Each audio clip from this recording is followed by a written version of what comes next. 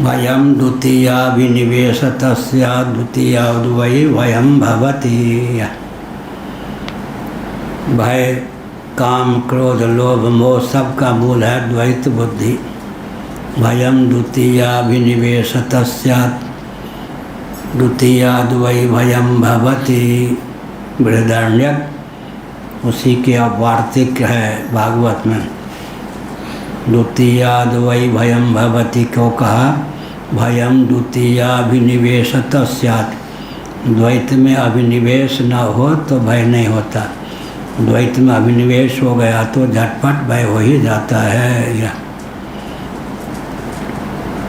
अविद्या, अस्मिता, राग, द्वेष, अभिनिवेश।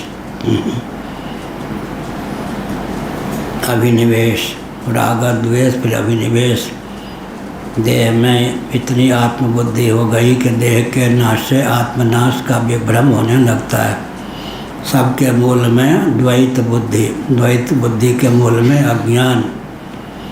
आत्मा को यथावत समझ लेने पर अज्ञान का निरसन अपनोदन हो जाता है।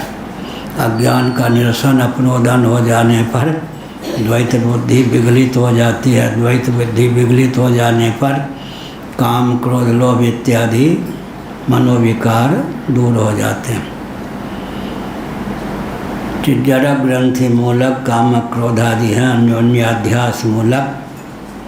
इसलिए पंचदशी कारण ने इस तथ्य को उद्भाषित किया है कि बुद्धि के स्वभाव को, गुण धर्म को आत्मा पर न मरे, आत्मा के स्वरूप को, स्वभाव को बुद्धि पर न मरे, अन्योन्याध्यास को न पनपने दे, तो जड़ ग्रंथि मूलक काम का उदय नहीं होगा।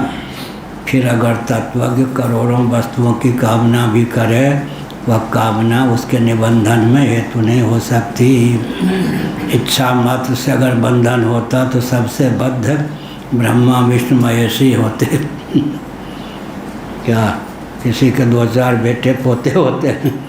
ब्रह्मा जी के तो 7 पुत्र ही हैं। उन्होंने सृष्टि की रचना की। 2-4 व्यक्ति का पालन करने पर ही व्यक्ति कहता है ओ इतने व्यक्ति को भोजन देता हूँ। भगवान विष्णु तो सबका भरण पोषण करते हैं। 2-4 व्यक्ति मर जाए, गाय को मार दे कोई ब्राह्मण को तो हत्या लगती है। शिव जी तो महाप्रलय के समय सबका संहार कर देते हैं।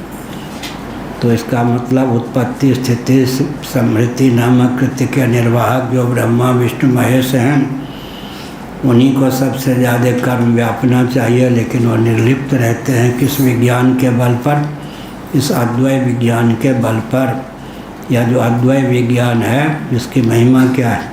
इदं ज्ञानमुपाश्रित्य मनसा धर्ममागताः सर्गेऽपि प्रलयेन व्यथन्ति च।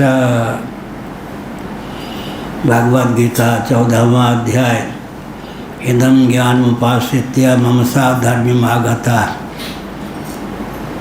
जो ज्ञान मैं कहने जा रहा हूँ, जिस ज्ञान का उपदेश तुझे देने जा रहा हूँ, इसको धारण कर लेने पर, आत्मसात कर लेने पर, पचा लेने पर जीव, साधक, जिज्ञासु मुझ कमनीय वर्णीय सगुण निर्गुण सर्वेश्वर के साधर्म्य को प्राप्त हो जाता है। मदरूप होकर, भगवद रूप होकर ही शेष रहता है।